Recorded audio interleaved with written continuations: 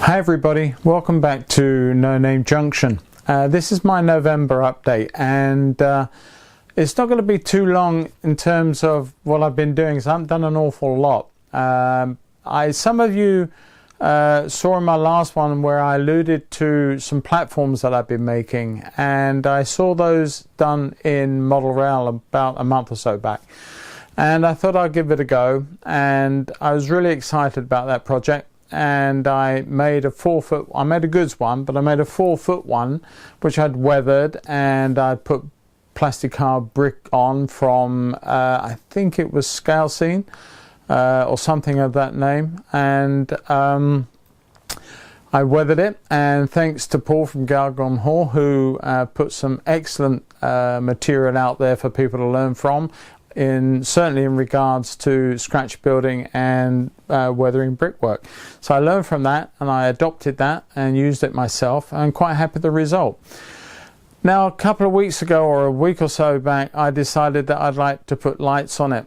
Now, I am a little bit not very good with electrics, and I fall into several other people's camps there. And I'd already mounted a set of street lights before I got those right, so I thought, well, this time with the platform I would do it right. I took a whole day on it, and I even filmed it. It was going to be my first how-to video, which actually turned out to be my very first how not to video, because having worked all day on it and I really did a great job, I melted them. And I didn't know why. I put it out there anyway. I put the video out there, and lots of people have given me ideas, thoughts, and sort of content with regards to look to.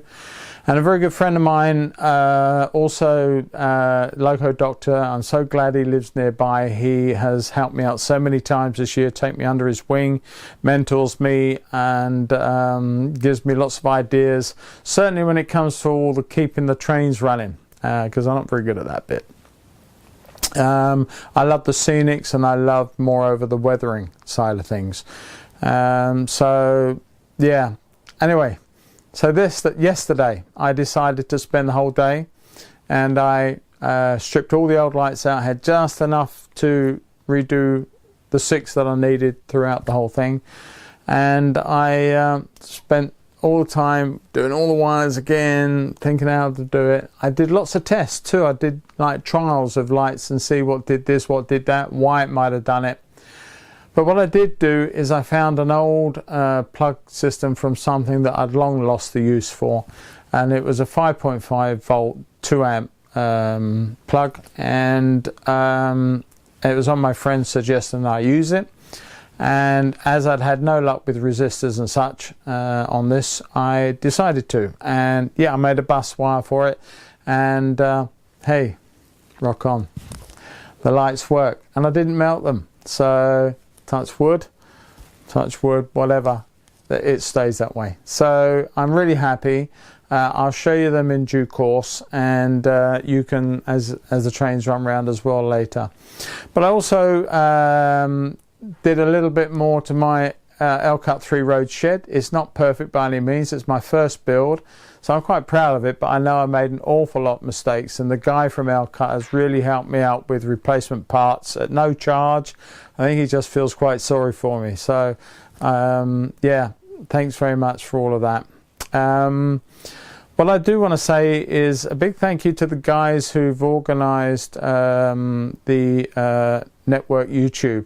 Thank you very, very much for letting me become a member. I think it's a fantastic idea. I love what's going on. I love all the camaraderie that's to be found in railway modelling. It used to be, you know, when I was a youngster, I didn't get much into it very much, but it seemed quite insular. You know, just a few people that were members of a club. And since the internet has arrived, it's been so great that people, not just in this country but across the world, are united by this one common factor, the internet and YouTube. And I, for one, would have sort of wasted so much money, well, a lot more than I've already wasted, building mine in the last year, if it not been for so many of you. And to that end, well, the list goes on and on and on, but one person, Richard from Everard Junction, that guy is just a genius when it comes to modern railways. I don't want to gush over it because, you know, it's just what it is. I mean, I found him very early on, before I knew many of the names that I know today.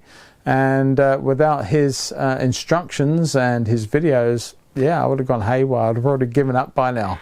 So thanks, Richard. I actually eagerly await every video you put out now, because there's just so much to learn from you. It's a pity you didn't live just up the road. I'd be on your doorstep, camped out.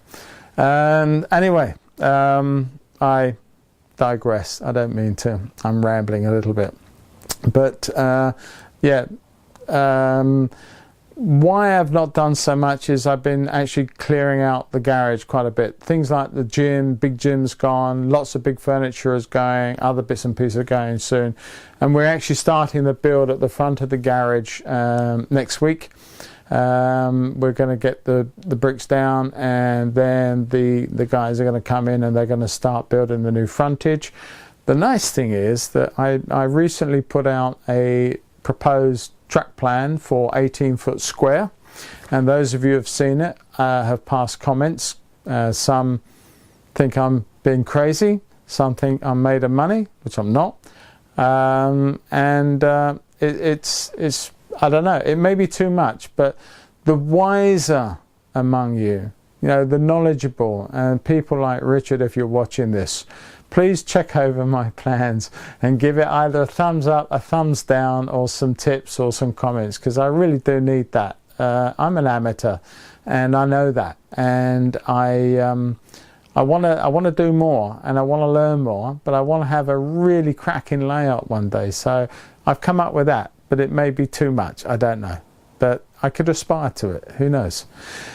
But the nice thing is that whilst it gets built, I can keep my old one running. I don't have to get rid of it. I don't have to take it down. It floats literally in the center of my garage. It will give me, I think it's about 2 foot all the way around it to work on the new layout. So I can build that. I can still keep my easel and my painting going, which is my profession, all the time that I'm building. The trains can run, and I can see the layout come together in time. So I'm really lucky for that, and I can't wait. And I can't wait for the front of the garage to be built, and I can't wait for the insulations to go in, because I tell you, I'm sitting on a heater right now and the temperature has plummeted and I'm freezing cold doing this. But yeah, anyway, listen, thank you very much also for all the new subscribers to No Name Junction. It is a new channel. It's very much in its infancy. I'm very much a beginner. I don't deny any of those things, but I really am enjoying myself, and I'm having a lot of fun. I don't know too much about keeping a train on the track in terms of stripping it down, replacing motors, putting sound in and all that stuff. But I do know and enjoy understanding and trying to do better when it comes to weathering and playing around with the look of something and a bit of modeling. So I'm really having fun with that, and that will continue. So if you like the content on No Name Junction, it will carry on. Thanks for the subscribers so far. I've gone from, I think, 9 to 32 in just over a week, and that's amazing. I hope to get a lot more soon. So if you do like it, pass comments, because I learn from those. And, you know, as long as they're good, creative, constructive comments, fantastic. Keep them coming, and like it. But most of all, subscribe to it, please. It helps me out. It's much appreciated. All the best for now. I'm going to just have a quick look round, tour around what I've been doing and that notorious platform, and end up with a little bit of running. All the best for now. Catch you soon. I want to do a how-to video on weathering a mineral wagon in the next week or so. Hopefully I can do that, and if I do, it'll go out there, and I'll see you in my next month's update. All the best. Thanks for watching, and please, please, please subscribe. Put some comments out. Fantastic. Bye for now. So looking over to the right hand side of the layout, the engine shed. Now that's an L cut 3-lane engine shed. I had it made as a 3-lane, and it's actually a lot longer than the standard size. That one's a 400mm deep shed. I wanted it to house good long locos, and I found that many of the small engine sheds that you see on the market, either from Scaledale, from Hornby, or from any other of the manufacturers, they seem to come up short. The only one that really does do a good job is that Metcalfe one that's sitting next to it, and that I bought recently at the show in Folkestone. Is already made up, but I will adapt that, and I want to put lights both in that and the other shed at some point. That's if I don't fry the lights, but I am now getting to grips with LEDs, so that's really where that's at. Yeah. And so I put the cowlings on. They've got to be weathered in, and I know there's some faults with it, but it looks okay.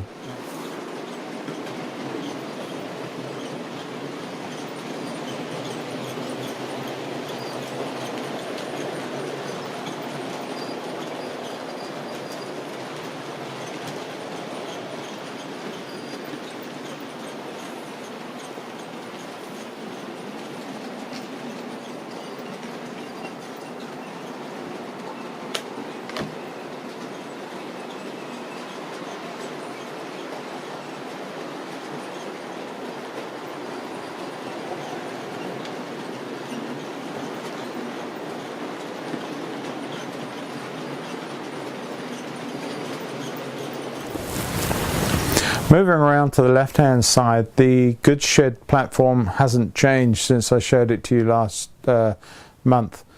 I did want to do more, and actually had I not lost so much time on doing the lights on the other platform, this one could have well had some more done to it. It will have some lights, but it won't have lights at the moment. I've still got a bit of weathering to do to it and playing around, but yeah, we'll see how it goes.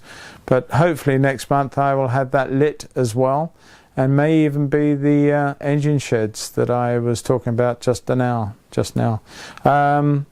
Okay, enough for that, and let's just go and take a look at this notorious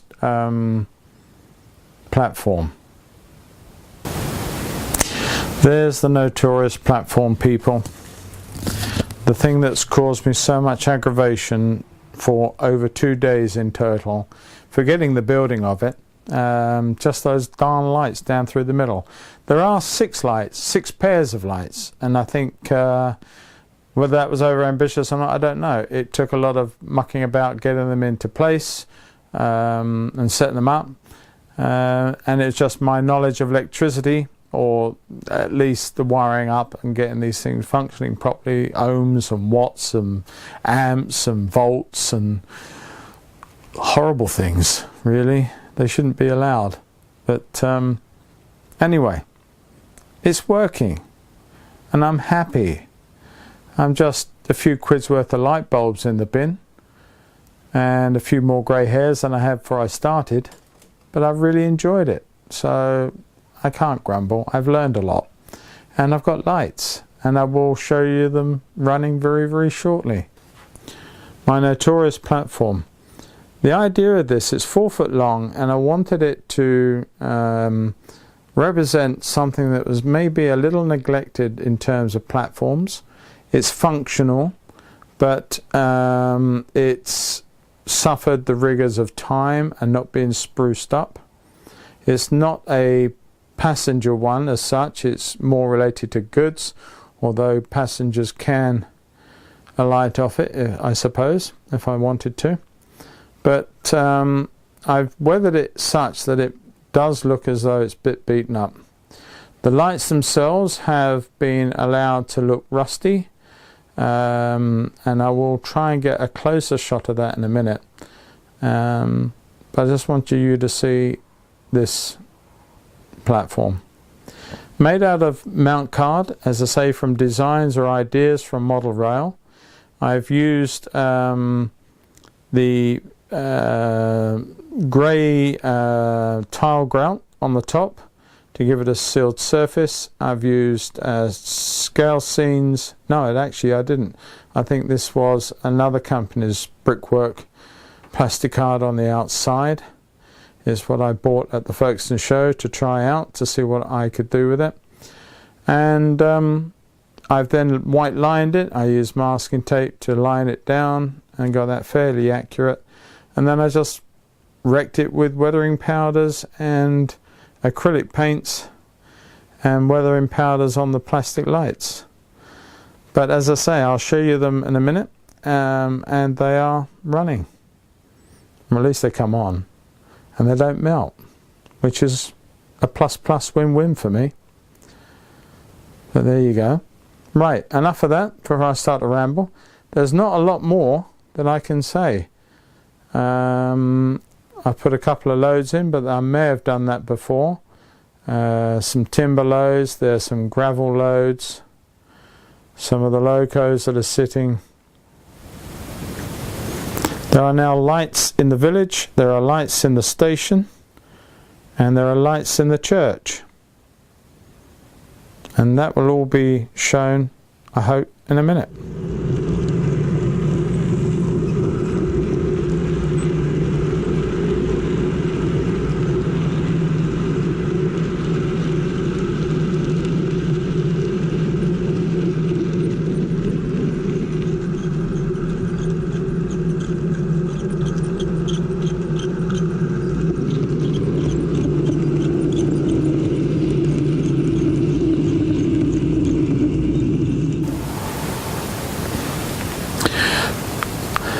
Looking okay. It's an overall shot of the whole lit part of the layout. On the left hand side you've got the new lights on the platform, and I think I'm really pleased with the way they look. I don't know how this looks and how it's coming out on the video, but looking through the screen they look quite good.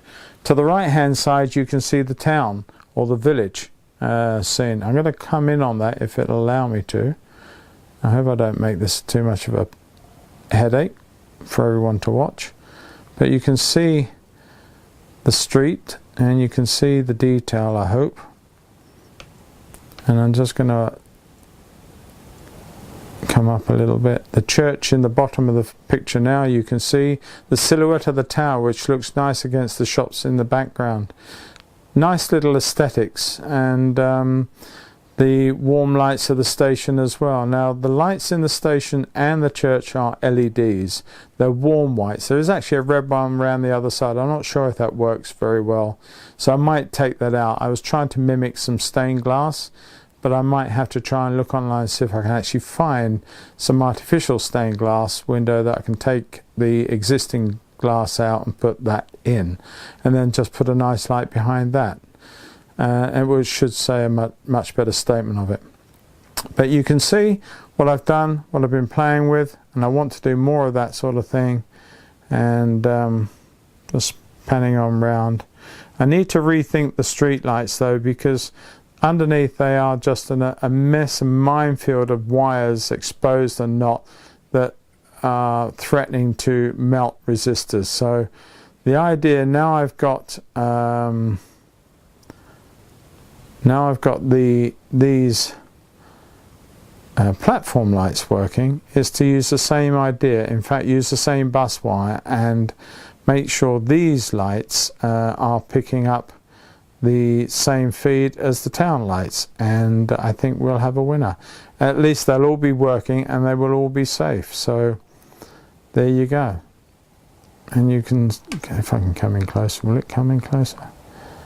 There you go. I just like the look of that. I just like to see that night feeling. I don't know how prototypical it is. I'm not really worried. To me it's fun. I've enjoyed doing it, and the aesthetic that it's added to my layout is leaps and bounds of where it was before I'd done it. So I'm glad I did it. I'm glad I also worked out, with some people's help, where I went wrong before I actually burned through too many more bulbs. Anyway, enough said. I wanted to show you that. I'm going to do a running session, mainly in the daylight, but I am going to run a few trains with the night lights if the GoPro will pick them up. All for now. Catch you soon. Bye.